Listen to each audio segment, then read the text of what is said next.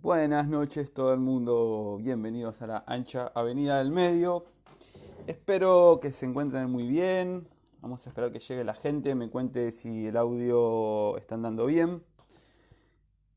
Y hoy va a ser un gusto para mí conversar con Romina Rocha, una compañera del movimiento peronista, una compañera peronista de la Ciudad de Buenos Aires. Bueno, en realidad el conurbano de zona sur de Temperley, creo. Ahora le vamos a preguntar a Romina dónde se encuentra. La conocí por este medio.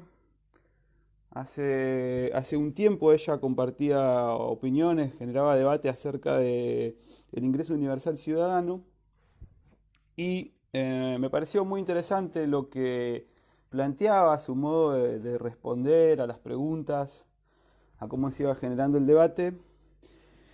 Y bueno, entonces decidí comenzar a seguirla. Encontré que la compañera suele hacer una columna de opinión los días domingos. Yo les pido, perdón, tengo un poco de frío. En mi casa se rompió la calefacción. Estamos en invierno en el sur de la provincia de Buenos Aires, el sur real. Quien va camino a Bahía Blanca poco antes está fresco, así que estoy un poco tapado. De cuando entre en calor me iré sacando la bufanda y la campera. Entonces, mientras que esperamos que la compañera llegue, les comentaba que Romina Rocha es una compañera peronista, militante peronista. Ella tiene una cantidad de reflexiones muy interesantes en función a distintos temas que competen al mundo de la política. Y bueno, le pedí que tuviera la amabilidad de conversar con nosotros, conversar conmigo para la ancha avenida al medio, para pensar un poco acerca de distintas cosas. Por un lado, todo lo que tiene que ver con el ingreso universal ciudadano, que es una discusión que está muy de moda en este momento, porque la están proponiendo desde distintos sectores, incluso la están proponiendo en Europa como un modo de salir de la pobreza, y es también una propuesta que están haciendo gente de las altas esferas del capitalismo, como es Elon Musk y Mark Zuckerberg.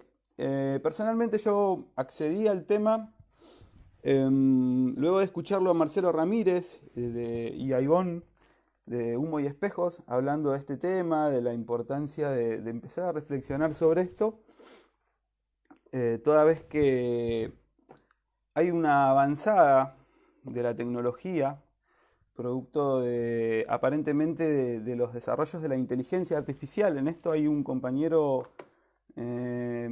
Jape Taka, de la agrupación JUPE, Judíos Peronistas, que él, bueno, en algunos videos con Ramírez también explican en este sentido todos los cambios que está trayendo el avance de la inteligencia artificial en el campo de la producción, y cómo esto no es lo mismo que la robótica. No es una actualización de esta discusión de si los robots nos van a sacar el trabajo o no, que se vio que no, que finalmente el trabajo humano se reinventa. La inteligencia artificial es diferente porque emula principios de inteligencia, entonces ya no actúa sobre la repetición, sino sobre algo diferente. También tengo muchas ganas de que la compañera pueda expresarse en relación al feminismo como parte de un ciclo de conferencias, conferencias, de entrevistas que estoy haciendo a distintas compañeras para que puedan expresar una mirada divergente de lo que yo considero o entiendo que se presenta como un feminismo más hegemónico. La compañera no está pudiendo ingresar, no la veo llegar. Les voy a pedir un segundo, no se vayan, yo voy a escribirle por WhatsApp a ver si está todo bien, a ver qué está pasando. Bien, acá estamos de nuevo. Bueno, vamos a esperarla. La invitación fue enviada, así que en cualquier momento Romina va a estar acercándose. Como les decía, entonces el feminismo está apareciendo, también es otro de los temas que me interesa hablar con ella. Está apareciendo con mucha fuerza desde un tiempo a esta parte en la agenda nacional y en la agenda internacional. eh, con características bastante similares en todos lados, se trate de Europa, se trate de Suecia o se trate de Perú, se trate de la República Argentina, de Bolivia, de Estados Unidos, de Inglaterra, de Francia, España. de Bélgica. El feminismo aparece con unas mismas banderas, con una serie de propuestas muy similares todas, y lo que al principio parecía como esto, como el feminismo, como un cuerpo homogéneo de ideas y de acciones políticas, empieza a mostrar, visto a la actualidad, digamos, visto más de cerca, una vez que el suceso ya embistió plenamente contra la realidad de todas estas naciones, que presenta un montón de variantes, de variaciones. Hay un montón de divisiones dentro de este complejo frente ideológico y de acción. Entonces también corresponde hacer un análisis que sea detallado, que sea profundo, que sea prolijo, para no faltar el respeto a un montón de compañeras. Eh, Me llegó, a ver, un segundo que me está escribiendo la compañera. Bueno, la compañera está por acá. Por algún motivo, acá está. Acá estoy, Romy, no estaba pudiendo ver los mensajes. Uy, cuántos mensajes hay, qué bueno. A ver si te puedo hacer entrar, Romy, ¿qué está pasando? ¿Qué está pasando, Silvia? Bueno, Romy, la invitación está enviada. Si por algún motivo no podemos... Acá te veo, Romy. A ver, agregar. Acá estás, agregando.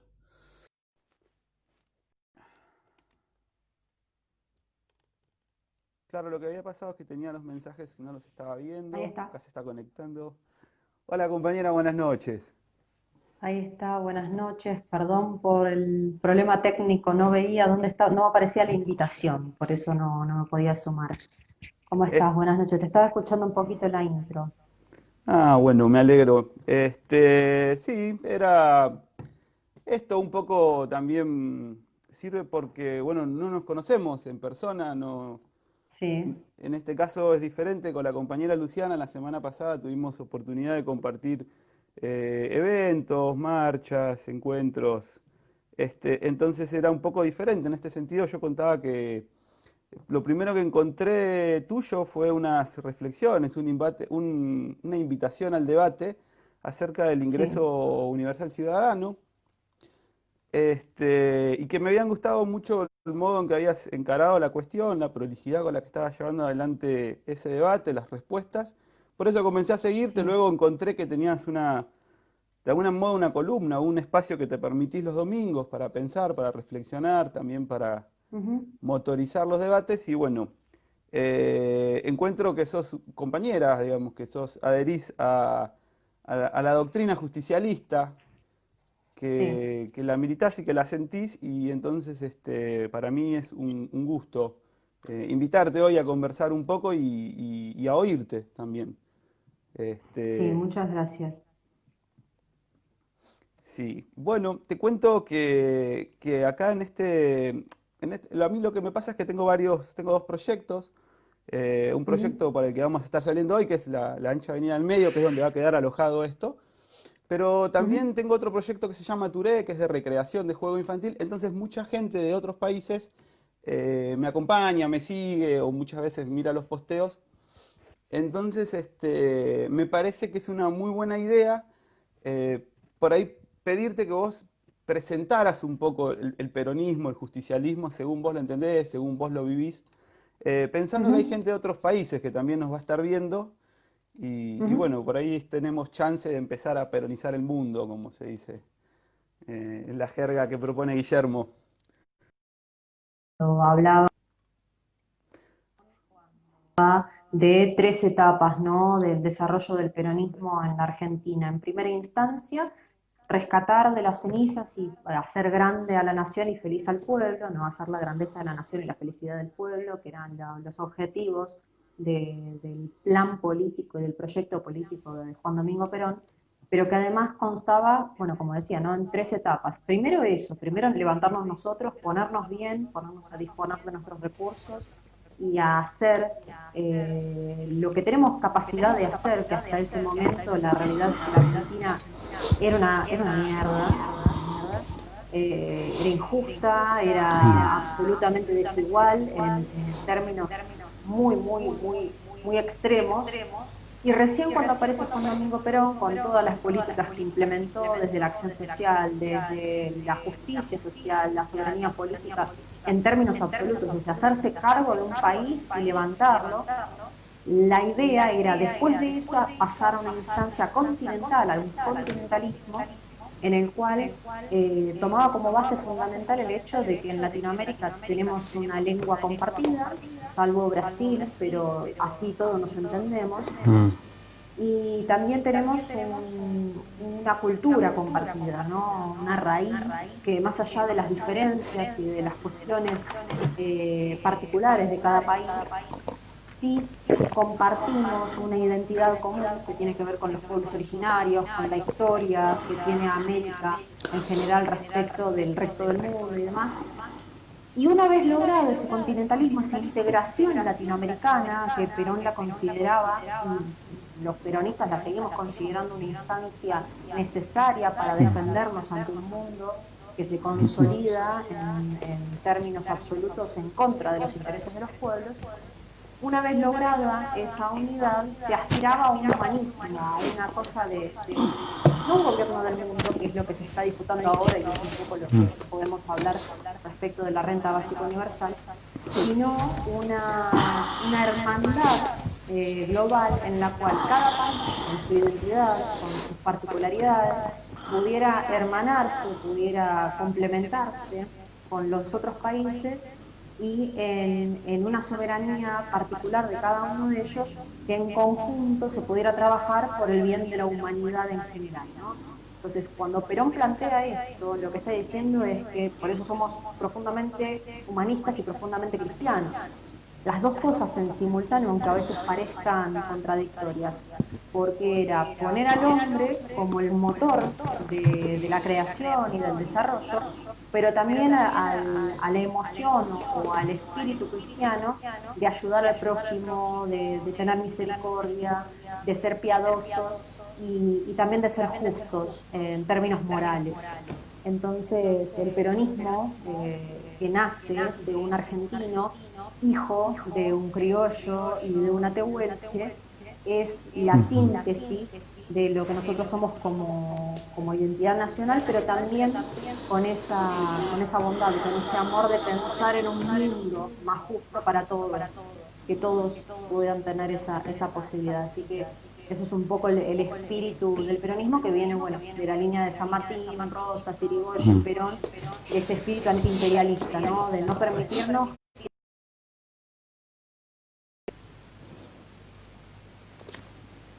Romy, dame un segundo que acá nos escribe algo Marcos, compañero, se Sí, escucha con eco, dice, creo que lo que habla Romy sale con el micrófono de Manuel, sin embargo estamos los dos con auriculares, con sí. auriculares. Yo creo que tiene que ver también con, tal vez con algo de internet, más que con nosotros, con los equipos nuestros.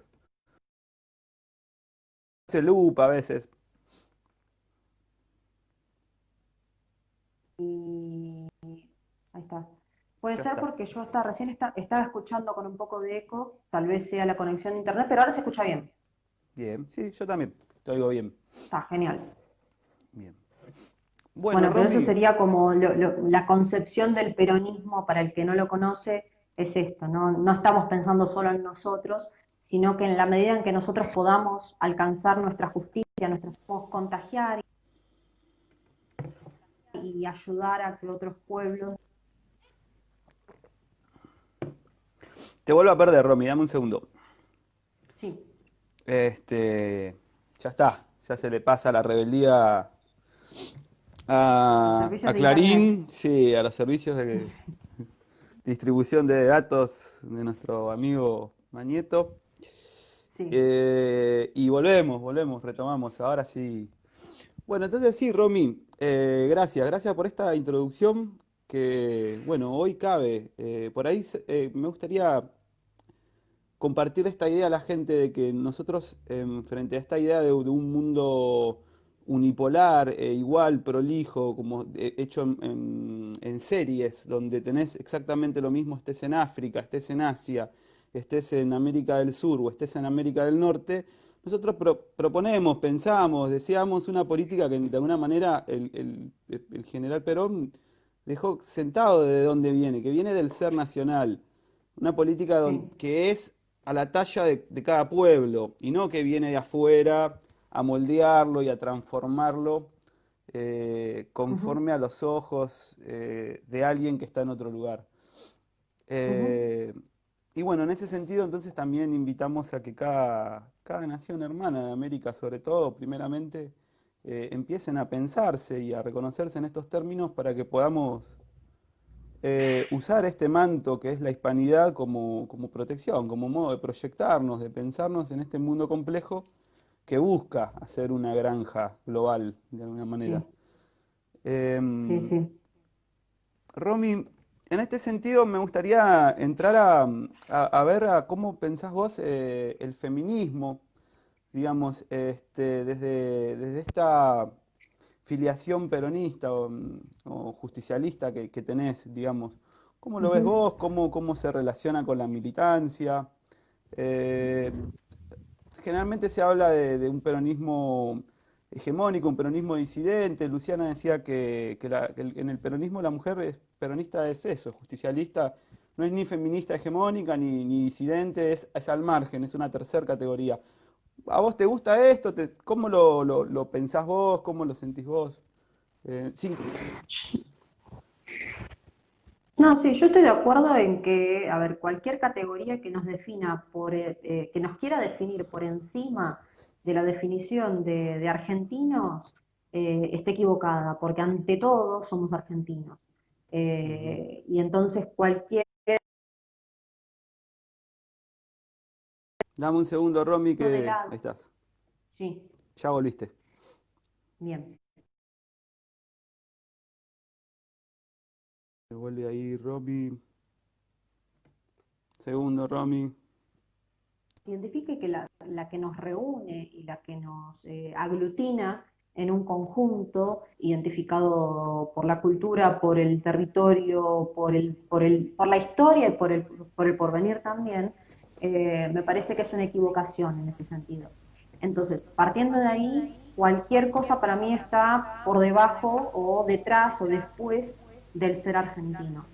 Uno se puede considerar feminista en un sentido estrictamente femenino, ¿no? De decir, bueno, somos mujeres, entonces luchamos específicamente por lo que incumbe de manera exclusiva a la mujer, porque en ese sentido tenemos que tener en cuenta que mujeres y hombres somos seres distintos, tenemos cuerpos distintos, tenemos un ADN distinto, tenemos hormonas distintas y tenemos posibilidades distintas.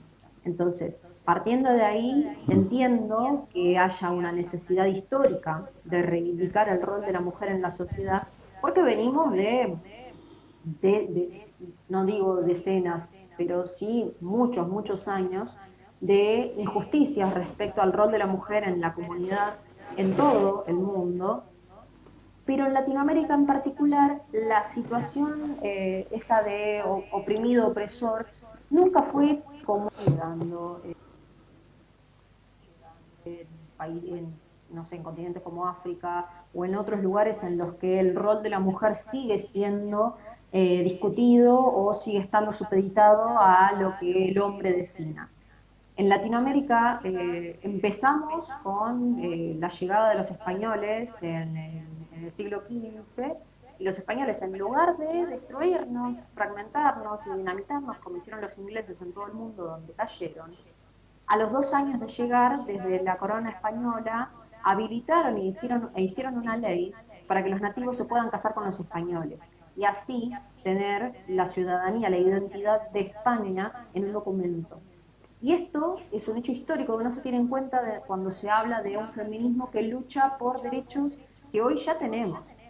Entonces, dentro de lo que es la concepción en general, me parece que los grandes errores que comete una cierta parte del feminismo hegemónico, digamos, que es el que aparece en los medios, ¿no? Es el que más hace ruido, porque hay un Ujú. montón de posiciones al respecto, pero el más ruidoso de todos es el que más olvida justamente de dónde venimos y cuál es nuestra historia.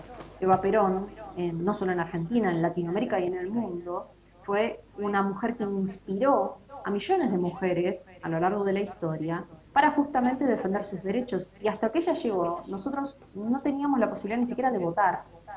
O sea, no existíamos cívicamente, dando y dejando Ujú. de lado estas reivindicaciones, estas luchas, estas conquistas que se han dado gracias a muchas mujeres que han luchado contra la diferencia y contra la desigualdad. Si nos queremos parar hoy en el mundo actual para luchar por más derechos, tenemos que tener en cuenta necesariamente de dónde venimos, porque si lo olvidamos, terminamos discutiendo por cosas que ya están saldadas Que ya o que están están. en camino a saldarse, ¿no? Porque, bueno, decir, qué sé yo, que ahora que las mujeres seguimos siendo oprimidas, y no es cierto, no es cierto. Yo soy mujer, tengo 32 años, y más allá de que uno cuando sos más chico, sobre todas las cosas, siente mucho más fuerte la diferencia, la violencia y demás, la realidad es que el mundo es injusto y tanto hombres como mujeres hemos sufrido violencias, abusos, hemos tenido situaciones incómodas.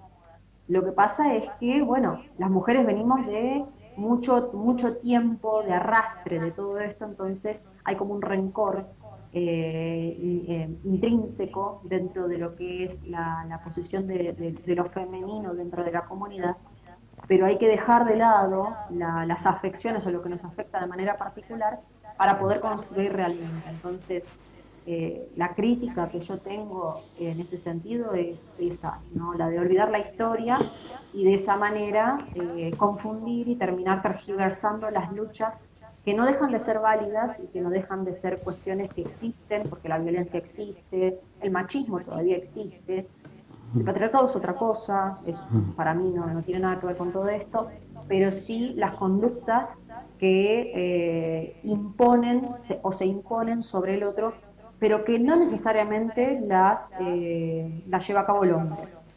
No hay cosa peor en este mundo que una mujer machista. Y esto lo vemos muchas veces en el comportamiento entre mujeres que en lugar de ayudarse y colaborar en esto de la sororidad y esta palabra nueva que se ha inventado para tratar de hacer una especie de hermandad femenina, termina siendo una competencia desleal por lugares de poder y el ejercicio del machismo se da ahí, cuando uno quiere pisarle la cabeza al otro. Eso sería como en líneas generales. Entonces, vos definís machismo como no es tanto en relación al género o al sexo del portador de la violencia, sino al hecho de la violencia de alguna manera. O sea, ser machista implica un pie de desigualdad en el cual alguien actúa de un modo, o no sé si Sí, oprime desigualdad, al otro. digamos. Ok, o sea, vos relacionás el machismo con esto, ok, pero además me decís, Sí. el patriarcado no está vigente, no te parece algo vigente. Una cosa es el No, machismo como modo de violencia, como una cuestión sí, cultural que sí es vigente, que sí es real, pero otra cosa diferente es enmarcar todo esto en que hay una dominación de los hombres hacia las mujeres que se ve en todos los campos de la cultura y del hacer humano. Eso no lo pondrías como algo verdadero. no, Me parece no, muy... de Sí. ninguna manera. De ninguna manera porque justamente, a ver, si la historia no se ha ocupado o muchas veces nosotros no nos hemos ocupado de revisar bien la historia como para definir cuál ha sido el rol de las mujeres a lo largo de la humanidad, es porque tampoco se hace un ejercicio exhaustivo buscando esas respuestas, ¿no? Es cierto, y por eso lo marcaba, es cierto que hasta el 1800, si una mujer realizaba una tarea de, no sé, de ciencias, lo más probable era que su marido la firme porque tenía el aval de la comunidad Mm. científica que no tenían las mujeres, justamente porque no tenían acceso a derechos y a un montón de cuestiones, porque estaban limitadas exclusivamente al ámbito de la casa, al ámbito del hogar y de la familia. Ahora, ha habido mujeres que a pesar de estas limitaciones han marcado la historia, han hecho lo que tenían que hacer, no se quedaron con las limitaciones de su tiempo y así han podido cimentar el camino para todas las mujeres que vinimos después y que hoy tenemos la posibilidad de establecer Sería un vínculos ejercicio de... pleno. Sí, claro, por supuesto, pero aparte, volviendo a esto de la diferencia entre machismo y patriarcado, el machismo es esto que decís, es una construcción cultural, es una forma de ejercer un poder violento sobre un otro. Y este ejercicio lo puede hacer tanto un hombre como una mujer, porque el hecho es denigrar a aquel que uno, o debilitar al otro, y ahí es donde esto de la mujer es el sexo débil y demás. Está todo Mm. ligado a lo mismo. El macho como la figura fuerte y la mujer como la figura débil y sumisa, sometida. Entre las dos cuestiones, lo que se termina construyendo o pensando es que esto es exclusivamente biológico y no tiene nada que ver, porque, y esto lo podemos haber escuchado muchos, hay, no hay peor machista que la mujer machista, pero además el hombre que termina ejerciendo violencia sobre las mujeres muy probablemente haya tenido una madre que de chico le decía, no salgas con esta puta porque yo soy mejor, y esto de imponerse y de no superar traumas y un montón de cuestiones que tienen que ver con lo íntimo, con lo individual y también con los traumas particulares, pero que no son política. Y esto, ahí yo hago una diferencia siempre entre lo personal y lo político. Para mí no son cosas que se junten, porque si yo pongo mi individualidad o mi subjetividad al servicio de un pensamiento colectivo, siempre le voy a errar. Establecer las... Mira, acabas de decir algo que me das pie para preguntarte tu opinión. Lo tenía agendado, pero ya que lo acabas de decir en relación a lo Sí. personal es político. Ujú. Que, digo, este primer punto, esta diferencia entre lo que es el machismo y el patriarcado, a mí me gustó, creo que lo dejaste claro. La Bien. idea de hacer este ciclo de este ciclo de conversaciones es poder brindar, derramar sobre la gente, sobre las redes sociales, personas, principalmente mujeres en este momento, que puedan vertir palabras, opiniones, pensamientos para que otras mujeres, otras personas que por ahí no han hecho el ejercicio o no están acostumbrados al debate, tengan para nutrirse de algo que no venga de la tele, que no venga del Estado, que sea diferente. Entonces creo que hasta Mm, acá, como todo fue muy claro y acabas de dar en este temita que es central, que tiene que ver con si lo personal es político o no. Y ujú. antes de que sigas desarrollando, yo quiero hablar de Mara Brauer. Mara Brauer es legisladora, diputada nacional del Frente de Todos, compañera, si se quiere, digamos. Ujú. Este, ya lleva como 2 o 3 veces que es electa y además ha sido asesora, está muy ligada a todo lo que es la educación, extremadamente ligada desde la ejecución política. Y ahora ella lo que dijo en este sentido, la ESI o sea, la ESI como la Ley Integral de Educación, la Ley de Educación Sexual Integral, es una cosa, por otro lado está el movimiento feminista, por el otro lado está el LGTB, pero a veces todo va medio junto, medio entreverado. Entonces, ¿cuál fue Sí, el punto? Acá la compañera Brauer en una sesión por Zoom de no sé qué, trabajando en algo en la Cámara de Diputados, ella propone la idea de que hay que cuidar los derechos de las niñas trans. Pero sobre todo sí, de quién va a decir ella, de las familias. sí. Entonces, como lo personal es político y ella defiende en esta afirmación de que lo personal es político, hay que empezar a Ujú. velar por los derechos de estos niños para que sus familias no obturen su camino hacia la transexualidad. Yo veo obviamente todo esto, adelanto mi posición, con una desconfianza total, me parece que es algo totalmente desatinado, pero bueno, o sea, me preocupa muchísimo, muchísimo esta idea de creer que hay alguien mejor que los padres para enseñar a los hijos. eh, no me parece muy grave, pero entonces, digo, ella lo separó en esta idea de que lo personal es político. Entonces yo quisiera que vos Sí. pudieras hablar un poco de esto, ¿cómo pensás vos esta relación entre la política, entre el mundo personal, cómo se relaciona con el feminismo, cómo ves estas cuestiones que te acabo de traer a la mesa, digamos? Bueno, mira, respecto de esto de que a partir de cierto momento, y esto que estabas comentando no es algo de acá de Argentina, y volvemos a que nos digan lo que tenemos que hacer. Esto es una política que se está queriendo implementar en todo el mundo Ujú. con el movimiento LGBTQ y demás. que le siguen sumando letras para seguir profundizando las divisiones y las fragmentaciones y que cada uno se quiere identificar con algo cada vez más chiquito y más particular, es una idea que está siendo instalada, impulsada e impuesta en muchos lugares a través de organismos multilaterales, ONGs y demás. Y es esta idea de que el Estado pase a ser el tutor de la infancia Mm. para procurar que los niños tengan libertad y no sé qué, que esto, que lo otro. Bueno, primero que esta idea me parece nefasta, porque coincido con vos en que no puede estar el Estado, con todo lo que implica el Estado, por encima de la determinación de la familia, de la crianza sobre los niños. Sí puede estar para asistir, para acompañar, pero nunca puede estar por encima de la familia. O sea, uno toma la decisión de tener un hijo y después vienen y te dicen qué hacer. No, no funciona así. Pero es una idea que se está instalando en todo el mundo. Ahora, respecto de lo personal y lo político, ¿por qué yo digo que no es así? Pienso y sostengo que no son ámbitos que se tengan que vincular. Lo que pasa cuando uno involucra y acá se confunden un par de cosas. Se piensa que lo personal es político, significa que aquello que a mí me pasa y que yo sé que le pasa a muchos y que es personal, tiene que ser una política de Estado, porque la solución a eso tiene que pasar estrictamente por toda la sociedad. Ahora, ¿cuál es el error principal de esta concepción? Que es absolutamente subjetiva y que parte de un trauma y de un rencor, o sea, parte de una situación que es personal, íntima y particular y pretende una generalidad, Mm. a partir de algo que es puntual, que es preciso y que es justamente, es íntimo, es mi percepción y mi forma de entender qué es lo que a mí me pasó.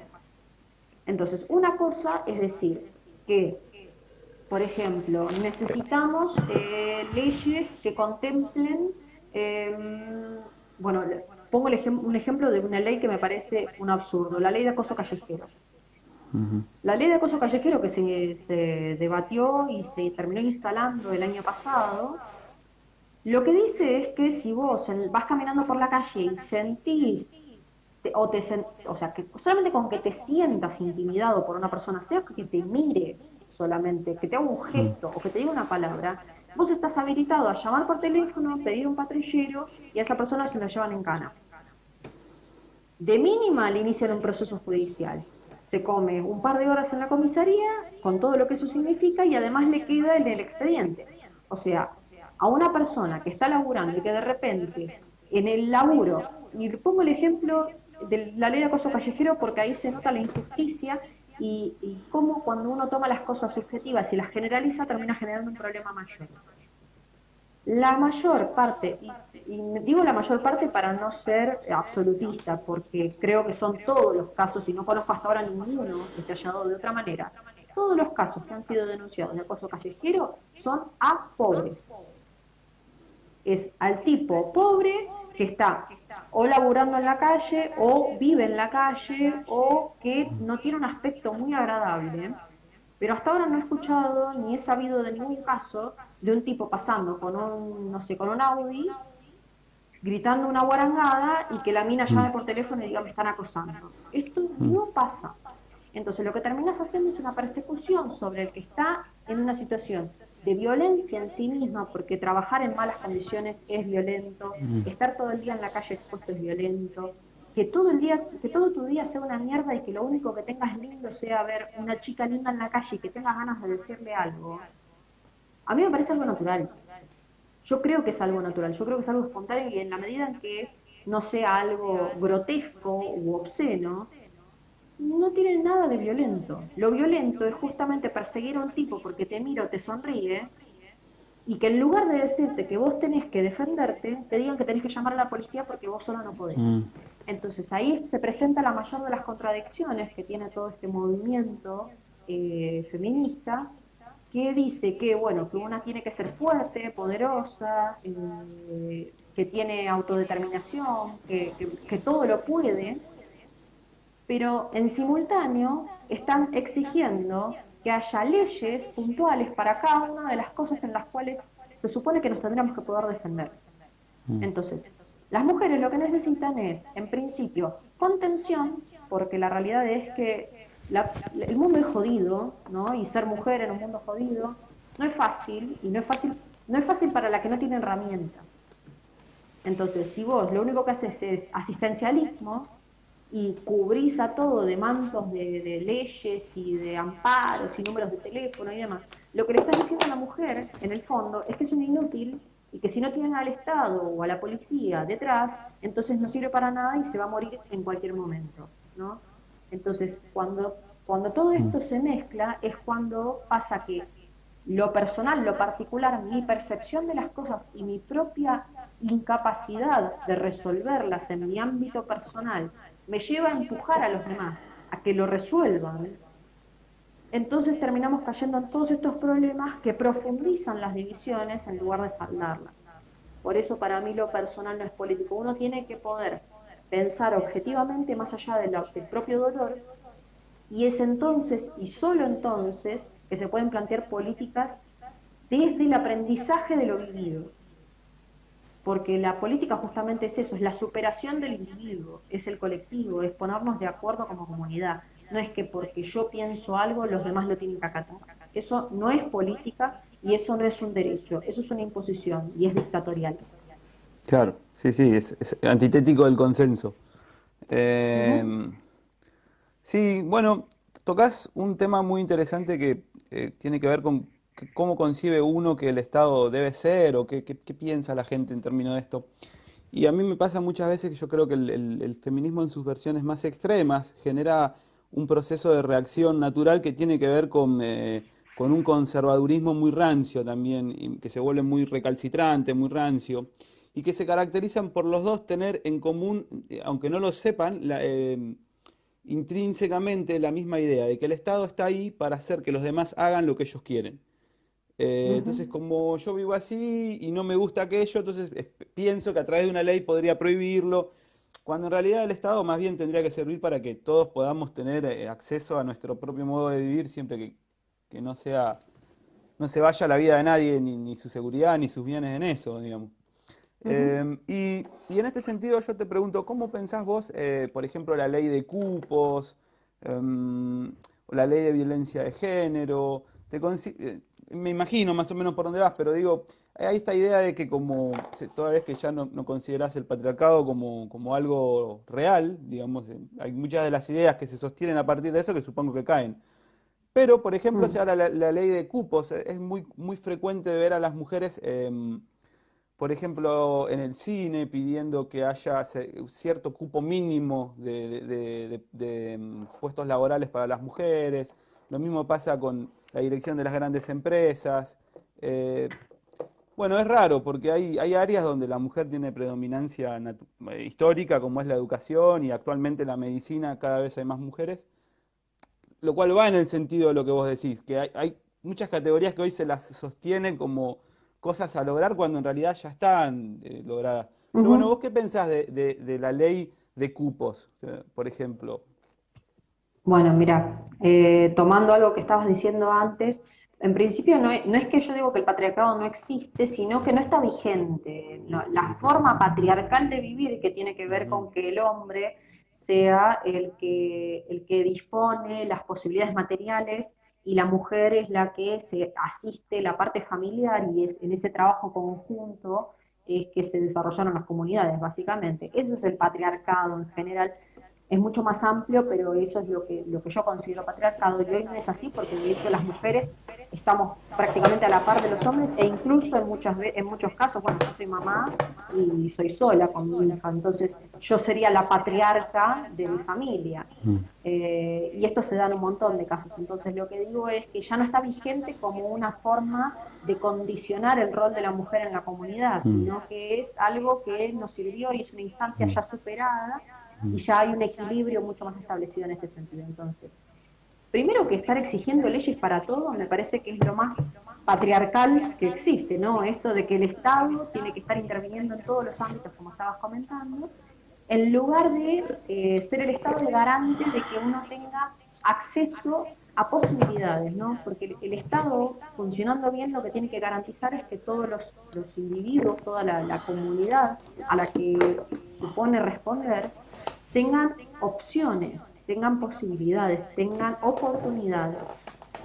No que te establezcan que por ser, por nacer de tal manera, vos ya tenés asegurado un lugar en el mundo. Esto no es justicia, esto no es una forma de equilibrar la balanza tampoco.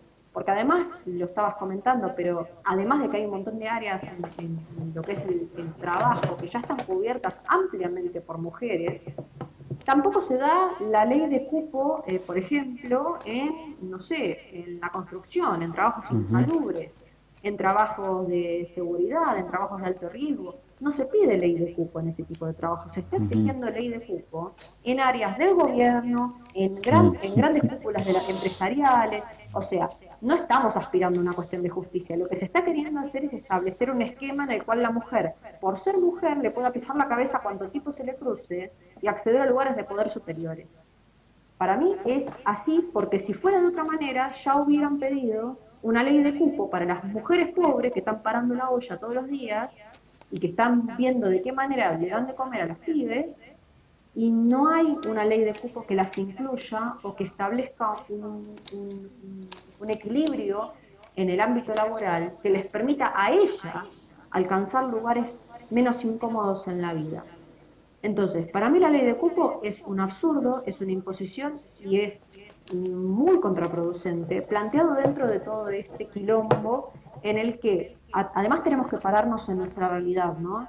Tenemos una desocupación inmensa, tenemos más de 4 millones de argentinos sin trabajo en este momento y el 70% de los argentinos hoy ganamos menos de lo que sale una canasta básica, que está casi en 50.000 pesos. Entonces, pedir o exigir cupo en lugares muy específicos que son de poder y son de alto poder adquisitivo, cuando la mayoría de los argentinos estamos, no te digo todos pobres, pero estamos rozando la línea de la pobreza y muchos ya están empobrecidos y otros tantos están en la indigencia y en la miseria absoluta, estar exigiendo todas estas cuestiones es, por un lado, negar las condiciones objetivas en las que estamos y además es pisarle la cabeza y cagarse, literalmente, en las reales necesidades de millones de argentinos y no limitarse a lo que a un par de cientos les puede convenir en este momento. Bien. Acá una compañera, Adriana Pecorino, ella dice que, con mucho respeto, nos dice que para ella el techo de cristal existe. Yo, sin querer desviarme ahora en este momento de la charla, por lo menos en responder muchas preguntas, sí invito a seguir el trabajo de Roxana Kramer en ese sentido. Ella tiene un montón de explicaciones Ah, desde su página Feminismo sí, Científico acerca de por qué y cómo se construyen esas tipo de encuestas. También hay que tener a veces cuidado con Digo, la Organización Mundial de la Salud, lo mismo que la OMS, lo mismo que la OIT, bueno, la OIT justo en realidad es más en defensa del trabajo, pero hay que saber entender este tipo de instituciones también. sí, Pues si no, parece que la información todo el tiempo bajara del cielo y a veces no es tan así. Eh, en este sí. sentido, yo sé que vos tenés unos planteos muy que quiero escuchar acerca del aborto, que es lo que termina de armar este cuadro de explicaciones acerca de lo que es el feminismo y cómo lo pensás vos. Y también después, porque ya conozco algo de tu pensamiento, creo que podríamos ligarlo con la posibilidad o no de pensar como valioso o no el ingreso universal ciudadano. Pero entonces yo primero te pediría tus consideraciones acerca del aborto, de cómo entendés vos todo lo referente al aborto, como hecho social, como hecho político, como hecho espiritual. Bien, voy a aclarar una cosita sobre el tema del techo de cristal que es bien sencilla.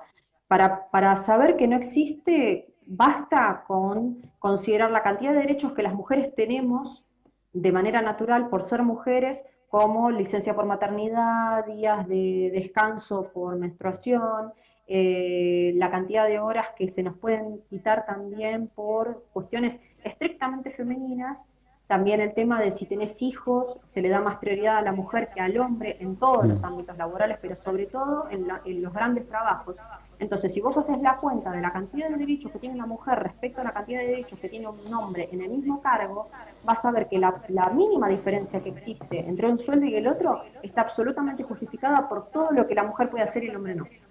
Así que solamente mirar los números, hacer las cuentas y ahí se ve que el techo de cristal en realidad es una construcción para avanzar sobre las cuestiones laborales y distraer sobre las cosas urgentes que son que hay millones de argentinos que no tienen laburo. Así que estar hablando de gente que en lugar de ganar 100.000 quiere ganar 200.000, me parece que es una crueldad, ¿no? Eso por un lado para dejarlo un poco en claro y después que sigan a Roxana Kramer que tiene explicaciones súper interesantes sobre el tema. Después, respecto del aborto, mira, yo tengo una posición medio como tercera posición, ¿no? Siempre el peronismo como guía. ¿Por qué? Porque por un lado, tengo en cuenta que existe, por causa justamente de la ilegalidad que se vive en torno a la realización de los abortos, que ya no es tan clandestino por todas estas discusiones. Bueno, ahora hay clínicas privadas que por 30.000 pesos, 50.000 pesos te hacen un aborto divino y salís regia a tu casa y casi ni te das cuenta, y esto es terrible, pero bueno, se sigue hablando de los ganchos y de todas las cuestiones que siguen existiendo y lamentablemente hay las mujeres que son más afectadas son las mujeres empobrecidas. Entonces, teniendo en cuenta que ahí lo que pasa es que las muertes de las que habla el feminismo cuando habla de muertes por aborto son prácticamente en un 90% entre los sectores más pobres, esto se da principalmente, y esto lo pueden averiguar simplemente acercándose a cualquier barrio y hablando con las mujeres, es porque no tienen para darles de comer a más pibes. Ujú. Entonces toman la decisión de abortar no porque quieran abortar, no porque quieran que corra riesgo su vida o matar a sus hijos, no quieren nada de eso. Y de hecho hay una cosa moral muy fuerte que la lleva a lugares muy oscuros porque la decisión es de una oscuridad inmensa, porque te puedo asegurar que ninguna mujer en su sano juicio puede considerar que un bebé es un conjunto de células y nada más. Todos sabemos cómo se conciben los hijos, todos somos conscientes, y el que no lo es porque no quiere. Yo no considero a ningún adulto por fuera de la responsabilidad de asumir las consecuencias de sus conductas, ¿no? Eso por un lado. Pero la ilegalidad de todo esto lo que hace es que todo el sistema de salud no pueda atender de manera correcta a las mujeres que por causas diversas terminan haciéndose un aborto. Entonces, lo primero que hay que atender ahí es que una cosa es la ley de aborto, una ley que habilite los abortos prácticamente como si fuera un trámite más en el hospital, y otra cosa es la despenalización del aborto. Yo abogo por la despenalización del aborto y no Ujú. por la legalización, porque la legalización lo que implica es que una parte del presupuesto del Estado esté abocada a atender abortos de manera pública, cuando el sistema de salud público bueno, hoy estamos en un contexto particular, pero Sí, hace pero muchos igual, años está hecho vos vas mierda. a la guardia de un hospital y te podés cagar muriendo por una infección, ¿no? Entonces, tenemos chicos que se están muriendo de desnutrición, tenemos gente que se muere de dengue, de sarampión, de cosas que ya tendríamos que tener absolutamente saldadas y la gente se muere.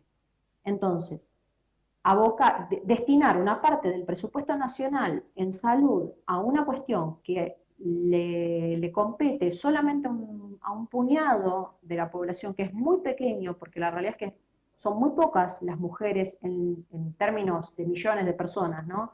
Que deciden hacerse un aborto por propia voluntad, como para hablar de que esto es una política pública o de interés nacional o de interés colectivo.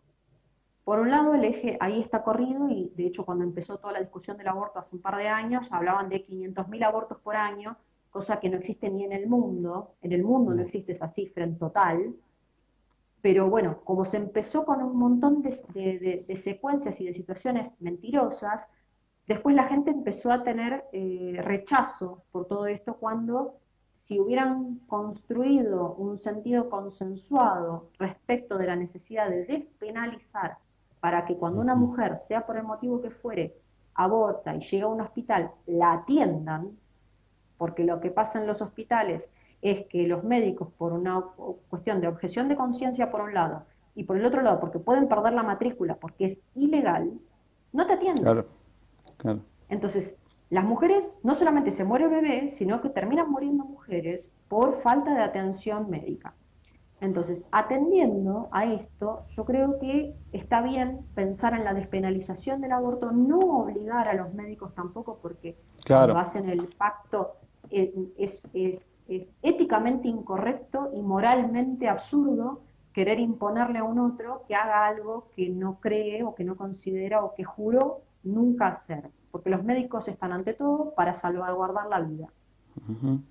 Pero atendiendo a todo esto, si se pensara en una ley que abarcara todas estas cuestiones, pero que sobre todas las cosas atendiera a las mujeres antes de llegar a esa decisión y que hubiera un equipo interdisciplinario que evaluara las condiciones materiales, o sea, vos le vas a poder dar de comer al pibe, no podés, bueno, mira, te aseguramos de que el pibe va a tener para comer.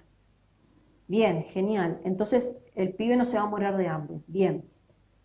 Por otro lado, asistencia psicológica y contención emocional. Hay un montón de situaciones que no son, o sea, una cosa es el descuido y otra cosa es el abuso, la violación. Estas cuestiones también existen y lo que necesita la mujer antes de tomar la decisión de abortar es comprender qué es lo que realmente quiere hacer con su vida más allá, o sea, más allá del trauma, ¿no? Porque el trauma tiene una consecuencia y esa consecuencia es otra vida más. Entonces, no es que descarto la vida y se termina el problema. Y el No, no, feminismo, cuando pregona esto, termina cayendo en esa lógica, ¿no? Me saco el pibe y se terminó el problema, y no es así. sí, más Sí, cuando son decime. estas situaciones complejas que tienen que ver con abuso, con una sexualidad intrafamiliar o con la incapacidad de... ¿Cuántas veces las situaciones de violencia se resolverían si uno tuviera la posibilidad de irse, sin que esto implique eh, la pérdida de la soberanía económica, de alguna manera personal, Sí, digamos? sí. Sí, es que Seguro si que ese se presupuesto pensarían se las cosas. destinara, es que si el presupuesto se destinara, que es lo que supuestamente quieren hacer ahora, en la construcción de hogares y de lugares en los que la mujer pueda irse con la familia, porque acá se deja de lado absolutamente que hay niños en general involucrados, y Claro. de los niños nos están ocupando. Entonces, que la mujer se puede ir con los hijos a un lugar seguro mientras resuelve qué va a hacer con su vida, es algo que ya tendría que estar, que ya tendría que estar solucionado, porque la violencia no empezó cuando empezaron a hablar de violencia de género, la violencia existió siempre. Ujú. Pero por otro lado, respecto de lo que es el abuso y las violaciones, lo que se olvida también, y volvemos a esto del anacronismo, ¿no? Olvidar y borrar la historia como si haciendo de cuenta que no pasara nada, las cosas se pudieran hablar igual. Hace casi 100 años que tenemos instalada la ley de aborto no punible. Hace 100 años. O sea, ni siquiera había estado Perón. Esto está institucionalizado. Hace 100 años que si vos fuiste abusada, fuiste violada, podés ir a un hospital y hacerte un aborto. Podés, si fuiste violada y si y si el bebé pone en riesgo tu vida o si hay una malformación y el bebé va a nacer muerto y además te puede matar. O Claro, sea, hay lo un que montón pasa de que situaciones que ya estaban contempladas. si vos vas a hacer uso de esta ley, de alguna manera estás denunciando que fuiste violada, tendrás que también, supongo, empezar un proceso judicial al respecto, digamos.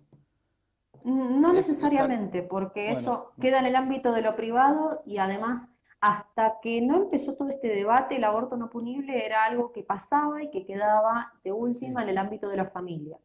La familia lo resolvía puertas adentro y después veían qué pasaba. A partir de la discusión pública y de ponerlo personal en términos políticos, se empezaron a meter, y hubo casos, hace un año y medio más o menos hubo un caso, un par de casos, pero me acuerdo uno puntual en la provincia de Jujuy, una nena de 11 años que había sido violada por un familiar, que fue a hacerse el aborto después con el embarazo bastante avanzado porque tenía terror de hablar, hasta que la familia se enteró y bueno, pasó todo lo que pasó. Pasó mucho tiempo, pero el aborto se lo podía hacer igual, porque justamente porque había sido por motivo de violación, estaba habilitada a hacerlo más allá de que el riesgo era superior y demás. ¿Qué pasó con ese caso? Se mediatizó y empezaron todos a opinar si la nena tenía que abortar, si no tenía que abortar, que los padres, esto. O sea, lo peor que se Fue en puede hacer Tucumán es esto. exponer a la víctima.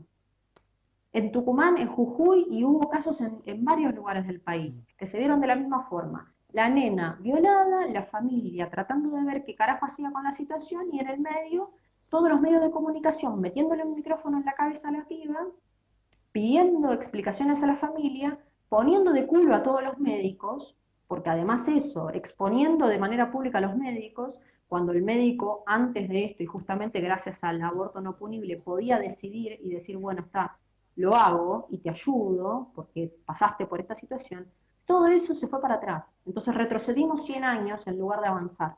Esto es lo que pasa cuando lo personal se hace político, porque en lugar de avanzar sobre las cuestiones que ya están saldadas, se retrocede tratando de ver que ahora tendría que ser todo como se dice y no es así. Eso como para cerrar un poco el tema, porque me parece que es muy importante tener en cuenta todo esto, ¿no? Las cosas que se ganaron, dónde se avanzó y dónde estamos parados para poder saber hacia dónde queremos ir, si no es imposible. Sí, yo solo tengo una reflexión pequeña sobre esto de lo personal es político. A mí siempre me Sí, había parecido que era una situación de mínima, aunque la gente no lo entendiera, lejos de ser algo muy valioso. Esto de decir que todos hacemos política al caminar. En realidad me parecía que era justamente una engaña pichanga porque te invitan a pensar que es lo mismo participar de una unidad básica y mover un proyecto de ley o gastar tus horas yendo a participar del club de tu barrio y te lo comparan con que dejar de tomar Coca-Cola o tener sexo fuera de la heteronorma es tan valioso como lo otro, cuando no. no, Entonces, pero entonces bueno, nada, le realmente baja el me precio. espanta. Sí, le baja Ujú, enormemente. Sí, te confunde, te ujú. hace pensar, ese rey está desnudo. Eh, Sí, sí. es muy fuerte. Romy, en este sentido, entonces podemos decir, redondeo tu pensamiento o saco a relucir lo que entendí al respecto. Podemos hablar de que hay una situación de vulnerabilidad social que además es enorme. O sea, no es solo en este momento estamos cerca del 60% de la gente, depende cómo se lo mida. Según nos explica, nos hace bien entender Guillermo Moreno que hay que tener cuidado con Ujú. eso. Porque a partir de Macri no es dable comparar un índice de 25, no significa el 25% de pobres antes de Macri que después, porque los métodos de medir eso cambiaron mucho. Entonces sí Sí. sabemos que estamos cerca de un 60% de pobres, un 50%, lo cual es extremadamente violento. En este contexto es muy difícil tomar decisiones. Muchas mujeres, Ujú. si tuvieran otra otra realidad económica y social y medioambiental, pero sobre todo económica, tendrían otro panorama para pensar y tomar decisiones. Y esto ya dijimos que no tiene nada que ver con ser prohibicionistas, sino con sopesar las cosas. Entonces, en este sentido, empezó a aparecer ahora muy fuerte esta discusión por el ingreso básico universal o renta universal, como se le dice. Ujú. A mí varias cosas me llaman al respecto, me llaman la atención al respecto. Primero que se usa de alguna manera como eufemismo el término, porque se habla de un ingreso universal, pero solo para determinados sectores. O- y entonces, eso por un lado ya me llama la atención, pero por otro lado, el hecho de que tanto Arroyo en Argentina, el ministro de Desarrollo Social, como Pablo Iglesias en España, como mucha otra gente lo esté poniendo de relieve, hace pensar que tiene agenda el tema. Sí, Entonces, claro. bueno, me gustaría empezar a compartir algunas reflexiones. ¿Cómo se ve esto desde el peronismo? Yo tuve la oportunidad de entrevistar a gente del movimiento Eclosionar eh, Ujú. para ampliar un poco en este tema, porque ellos militan el ingreso ciudadano. Y ellos consideran que el ingreso ciudadano se tiene que financiar sobre la riqueza personal de las personas. Yo no estoy de ¿Qué es lo que está acuerdo. pasando ahora con los, qué Sí, es lo que sí, pasa con los planes? claro. ¿Querés explicar un poco qué pensás vos al respecto? ¿Cómo lo ves? ¿Cómo fue tu investigación hasta acá? Sí, mira, por empezar, no es lo mismo una renta básica universal que un salario universal, porque una renta supone un rédito, ¿no? Por un bien, por un servicio o por un recurso. Que esto, bueno, pongo el ejemplo de Libia porque me parece que es lo más claro que tuvimos en ese sentido. En Libia, Muammar el-Gaddafi instaló, entre tantas políticas que hizo y que lo llevaron a que la OTAN vaya y lo cague a tiros y lo mate, y que Hillary Clinton se cague de la risa de su muerte, Sí. es Se que, inspiraba por en General ejemplo, Perón. sí, sí, sí, sí, tal cual. Porque aparte fue posterior a él y se inspiró y bueno, y su llegada al poder fue similar, se quedó 40 años gobernando Libia hasta que lo mataron. Y una de las grandes cosas que hizo fue cuando nacionalizó los recursos naturales, sobre todas las cosas el petróleo, lo que instaló es que primero tenían un banco nacional, que no tenían ningún banco que tuviera intereses extranjeros, no y tenemos, nada, tenemos todos los bancos supeditados a los poderes financieros extranjeros y no es el Banco Nación el que determina los intereses nacionales. En Libia estaba el Banco Nacional y a través del petróleo lo que se hacía era asignar un porcentaje anual de las ganancias y de las ventas de ese petróleo para repartir de manera equitativa, porcentual y de manera automática a todos los ciudadanos libios desde el nacimiento hasta la muerte.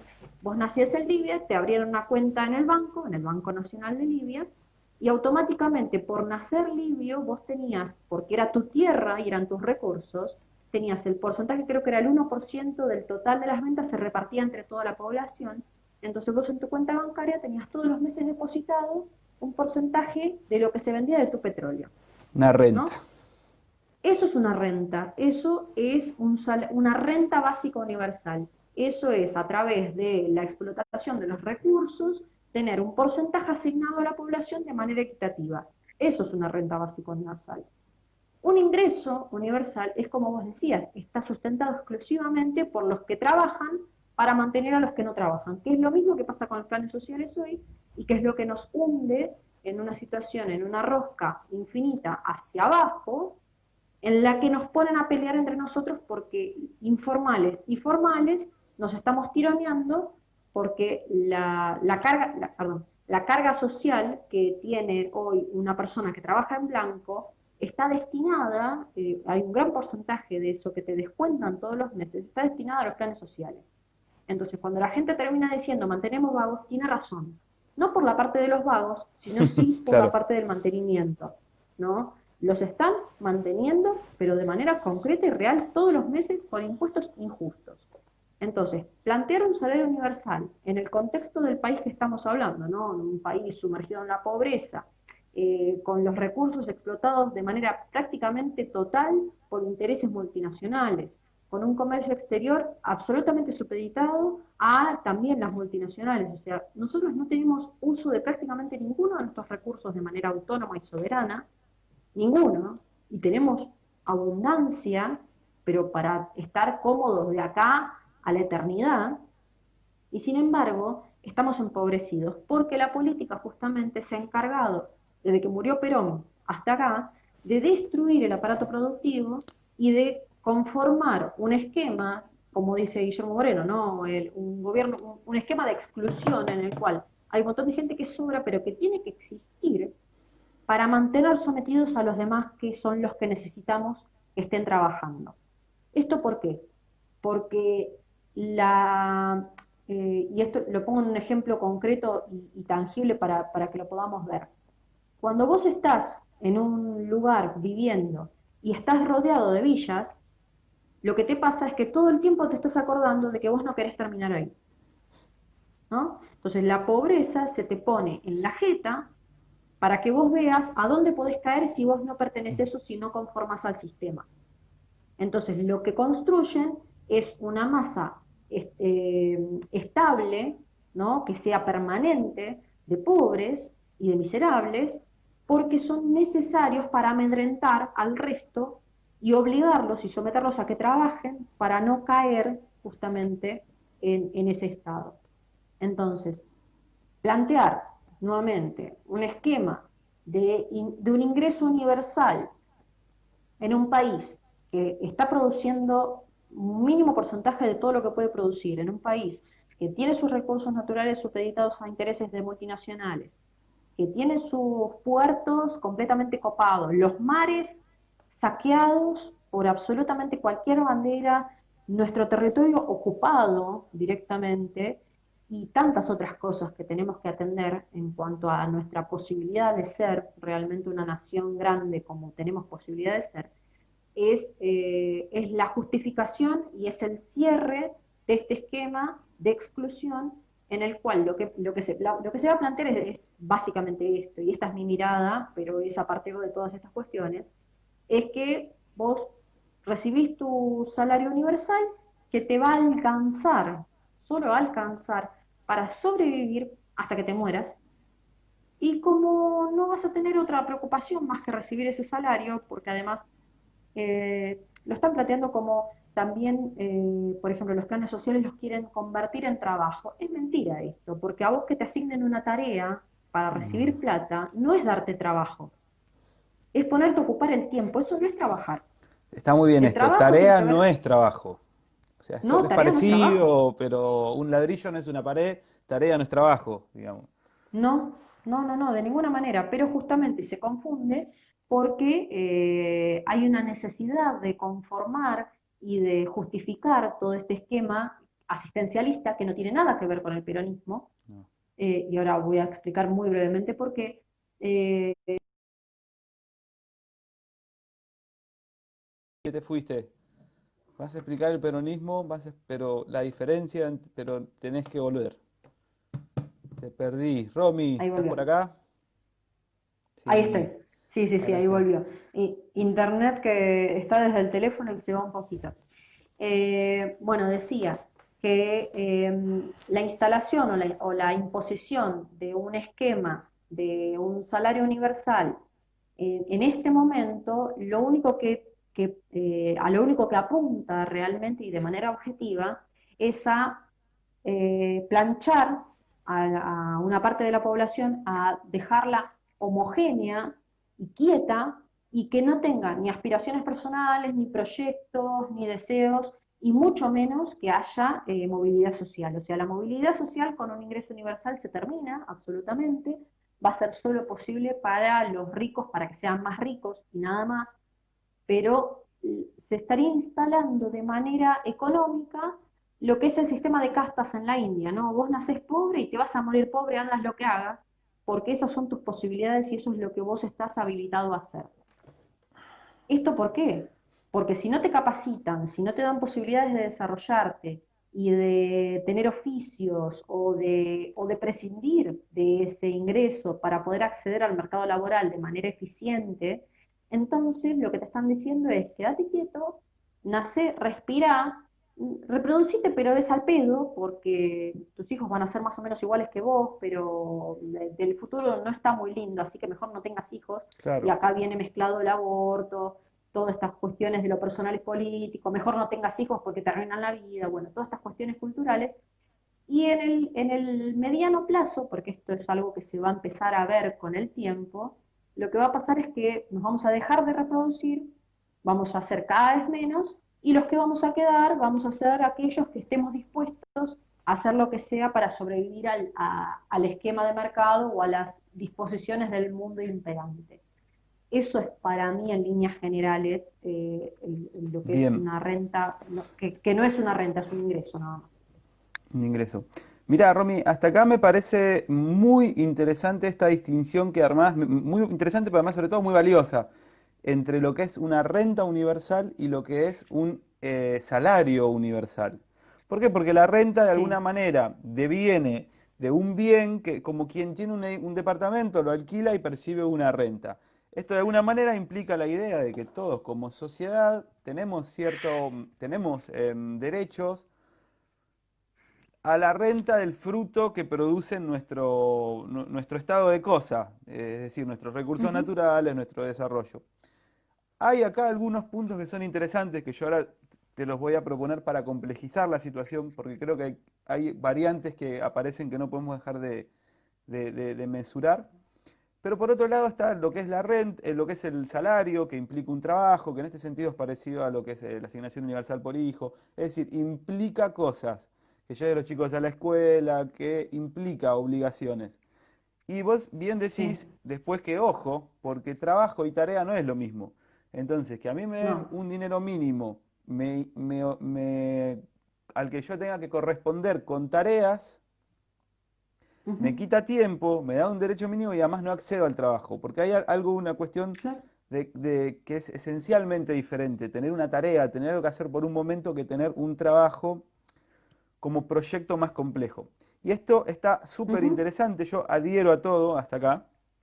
Sin embargo, también veo que tenemos que contemplar algunas cosas que están pasando, porque esto de hecho he tenido chance de hablarlo con amigos que son de la bancaria, o sea, ellos son no solo bancarios, sino además militantes de la bancaria, Sí, del sindicato de bancarios.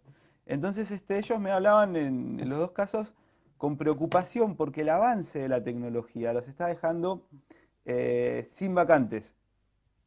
O sea, se reduce la plaza día a día mucho más. Y esto pasa en un montón de actividades. Hace un tiempo escuchando a Javier sí, en Taca, de la JUPE, sí. entonces él explicaba Ujú. que no es por la robótica este problema. Porque hasta donde la robótica llegó no hubo problema. Ok, ahora los zapatos los haces con máquina, en vez de 100 tipos cosiendo necesitas 4, pero algo nos rebuscábamos, la cuestión se movía y pasaba a otro nivel. O sea, se generaban nuevos Claro. trabajos, se abrían brechas de oportunidad de alguna manera. Ujú. Habría que ver si alcanzó, porque da la sensación, a ver qué pasa, que no hay, que seguimos trabajando la misma cantidad de horas que a finales del siglo XIX, ok, y eso que tenemos a Perón que puso la ley de trabajo, pero digamos, desde el mediado del siglo XX se trabajan 8 horas, la tecnología avanzó muchísimo. ¿Qué pasa? Que la carga de Sí, horario de laburo no bajó, pero sí bajaron sí sí, aumentaron los desocupados. Pero por otro lado, sí. entonces no es la robótica en sí, Giselle, sino la inteligencia artificial.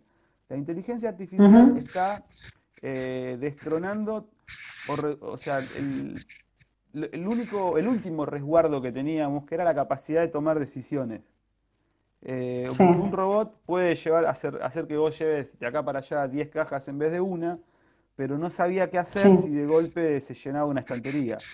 Entonces ahora la sí. inteligencia artificial hace que cada vez más y más trabajos caigan en desuso, sea poco rentable. Entonces empieza a pasar algo, que esto lo dice Ramírez, Marcelo Ramírez, de que hay un plusvalor que se acumula en los procesos productivos por el uso de la tecnología y de la inteligencia artificial. Entonces, si esto no lo Ujú. empezamos de alguna manera a distribuir, no va a haber modos, según unos cuantos, de que se generen. Si vos habías tenido oportunidad de oír esto, de pensar al respecto, porque creo que el tema es muy, no es como hablar del feminismo donde uno ya pueda cerrar posiciones tan fácilmente o enmarcarse, digamos. Ujú. Este tema tiene algo de nuevo, de novedoso. Pero bueno, Sí. quería aportar esta idea, no sé si a vos tenés algo más para agregar en relación a esto. Mira, yo los conozco a Jape y a Marcelo, sé cómo piensan, sé también los planteos que hacen, me parece súper interesante el planteo de Jape con respecto a las criptomonedas y demás, y Sí, la posibilidad que hay ahí respecto bueno, de la nueva organización del mundo a partir de esta posibilidad de generar intercambio de bienes y servicios a través del intangible, ¿no? Que es a lo que estamos yendo con esto de la digitalización, esto de que ahora el dinero es sucio, entonces mejor que no lo toques porque tiene virus y te mata, y bueno, todo esto ya se está instalando y estamos yendo en camino hacia ese lugar. Pero por otro lado, yo al analizar todas estas cuestiones, siempre me voy a parar en la Argentina.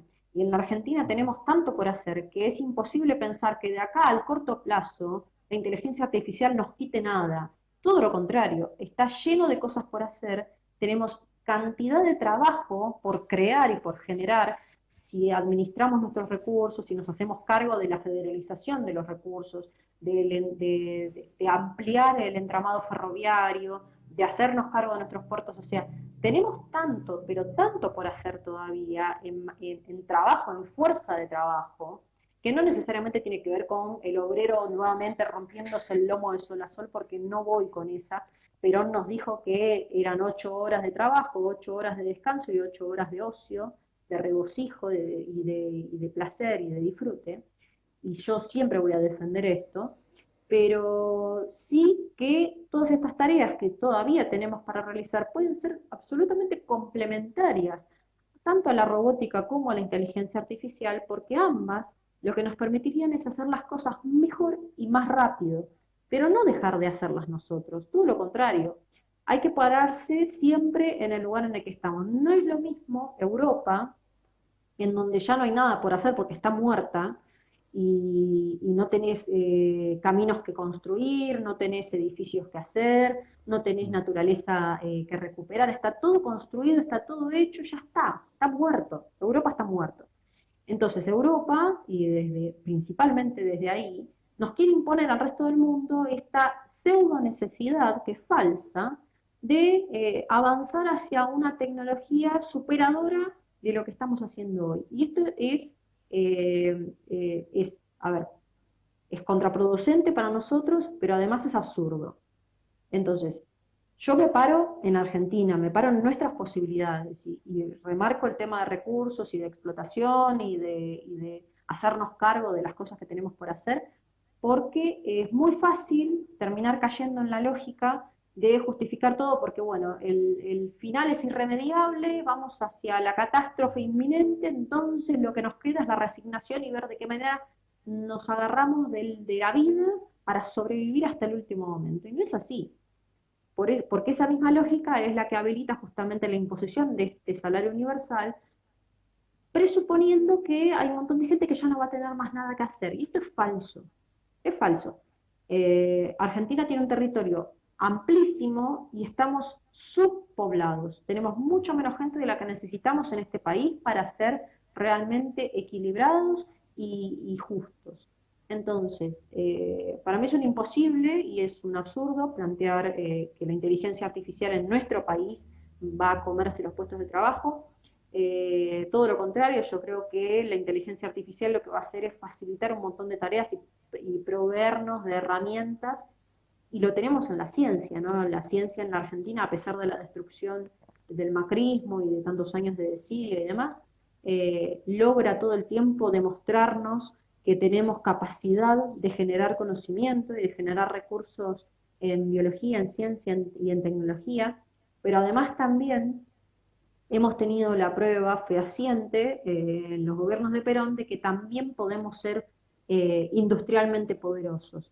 Entonces, para mí lo que falta es complementar y buscar la manera de que estos ámbitos se unan para un bien superior y no pensar que son excluyentes el uno del otro. Para mí la inteligencia artificial no es la superación de nada, no es irremediable y no es algo que no podemos cambiar, sino que es algo que es una posibilidad y Javier en un momento hace un año y pico, más o menos, yo charlaba con él, que lo entrevistamos en la Radio H cuando estábamos allá, y nos comentaba una idea que a mí me pareció súper interesante, que es, por ejemplo, y esto complementado con otras cosas que ya estuve hablando con arquitectos y con diferentes personas que pensamos todos en esto de repoblar la patria, ¿no?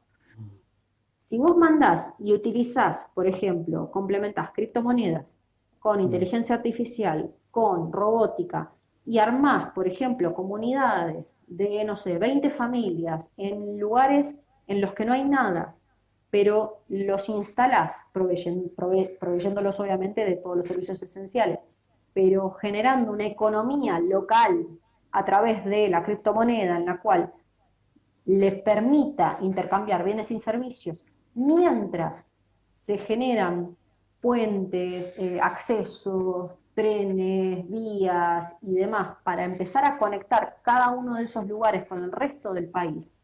Lo que podés posibilitar es, por un lado, descomprimir las grandes ciudades y terminar con esta lógica de que cada vez somos más amontonados en un lugar que no da para tantos y eso genera las injusticias que vemos también, porque estamos luchando por un pedacito de territorio así cuando tenemos todo el país despoblado. Y Sí, sí, además sí, totalmente. también, pero es que además también nos permitiría justamente utilizar la tecnología en nuestro favor. Bien, Entonces, yo creo que hay un montón de formas de pensarlo. sí. Sí, bien, buenísimo. Yo también había estado escuchando y siguiendo lo que dice Jape acerca de la criptomoneda. Esta idea Ujú. de Gesell, de un economista Silvio Gesell, De hecho, sí, recién lo pensaba, no lo quise tirar todo junto porque me parecía mucho fideo para la olla, pero sí creo que igual en algún momento tendré que buscar algún economista que nos ayude a descular esta cuestión de cómo es que el valor y la riqueza del intercambio humano se pierde a través de este dinero de confianza, dinero fiat. ¿Qué podemos hacer Ujú, en este sentido? Porque sí, del intercambio, cuando uno tiene otra tecnología monetaria, y no me refiero solo a lo tecnológico, sino a realmente el dinero que usamos ahora se inflaciona, no tiene respaldo, se emite y se contabiliza mucho más dinero del que existe, genera deuda perpetua, digamos, tiene una serie ujú. de despropósitos terribles. Entonces cambiar por otra tecnología, intelectualmente tecnología monetaria es necesario. Sí, Em, sí creo lo mismo, creo, no, lo acerco como herramienta a seguirlo pensando el hecho de que pensar otra moneda, otra forma del sistema bancario y del sistema monetario es importante y que de acá sale el dinero, de las interacciones humanas es lo que hace circular la economía. Así que sí, sí, sí. me parece muy interesante, seguiré más de cerca esto, con mucho gusto me sumo también eh, a pensarlo o a motorizar estas ideas. Yo actualmente estoy viviendo soy de desarrollo, esto es un poquito más al sur de Mar del Plata. De Bahía Blanca, Sí, un cerca poquito de Bahía antes. Blanca. Sí, entre Bahía Blanca Ujú, y Mar del Plata estoy. ajá. Entonces, nada, qué sé yo, viví acá, nací, luego estuve 20 años viviendo en Buenos Aires cuando me fui a estudiar. Pero yo conozco estas dos realidades, sé de lo que se trata una patria despoblada. Siempre me pregunto por qué Formosa no es como California. No veo motivo por el cual tengamos que estar así. Em, Sí, sí. No, lo único que nos quedaría por ahí contemplar es el hecho de que, bueno, el desarrollo tecnológico sí está, sí existen capitales concentrados a nivel mundial que son muy grandes, los cuales no Ujú. necesitan tanta gente para operar la plaza local. 50 millones de argentinos No, no. les sobran como 30 Sí, por sí, lo sí. menos o 35. Y Ujú. bueno, esto en algún momento habrá que ponerlo a sopesar porque también están dando vuelta en que no tengamos un desarrollo económico. Es que si nos hiciéramos Eh, cargo de nuestros recursos solamente para explotarlos y trabajarlos, ya tendríamos a millones de argentinos ocupados en esa tarea. El tema es que estamos hablando desde una injusticia y desde una falsa necesidad de avanzar hacia otro lugar, cuando en realidad todo esto tiene que ser complementario y no excluyente. sí, sí, así es. Bueno, Romina, yo ya no te quiero robar más tiempo, es tardísimo, todos tenemos que dormir y Sí. reflexionar un poco antes de que se nos apague la cabeza. Una pregunta Muy que bien. hago muchas veces a los entrevistados, ¿vos sos una mujer de fe? ¿Sos una mujer, o sos atea, tenés vida espiritual? Soy una mujer de fe por sobre todas las cosas Sí. porque eh, justamente es lo que nos amalgama es el sentido de trascendencia. Si nosotros no podemos pensarnos a nosotros mismos más allá de nuestro cuerpo, entonces nuestra vida está limitada a un par de hechos durante un par de años y cuando se termina se apaga y se extingue. Y yo no creo que las cosas se puedan extinguir, sino que si uno toca aquello que vive, si uno está y está presente y está activo y está consciente de cada cosa que hace y de cada paso que da, entonces uno sigue viviendo, como decía Cook, ¿no? Seguiré vivo en los que luchan.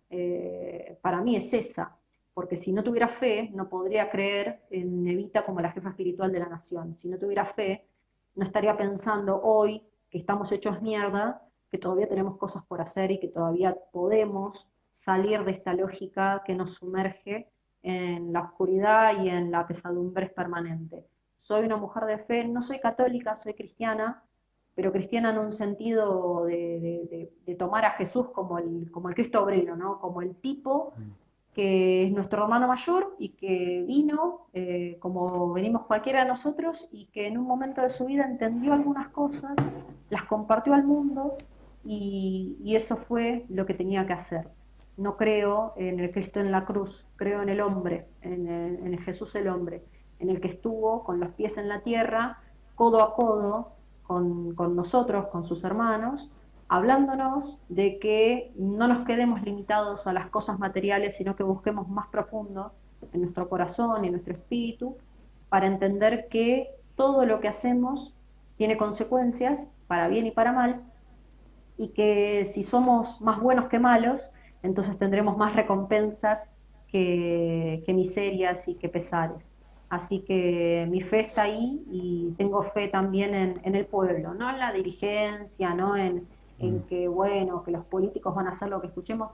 Mi fe no está puesta ahí, sino en nosotros, que tenemos voluntad, ganas, amor y todavía esperanza de que las cosas van a cambiar. Es mantener el fuego sagrado del fanatismo encendido y tener los ideales en el corazón, que es donde tienen su pedestal. Muchas gracias, Romina. Muchas gracias por tu generosidad, por tu tiempo, por tus respuestas, por tu inteligencia y tu acción. No, Muchas gracias por estar en la ancha avenida del medio. no, Fue un muchas gusto gracias a para vos mí por la tenerte. invitación. Nos No, vemos, gracias a compañera. vos y un gustazo. Un gustazo. Adiós. Fuerte abrazo, pero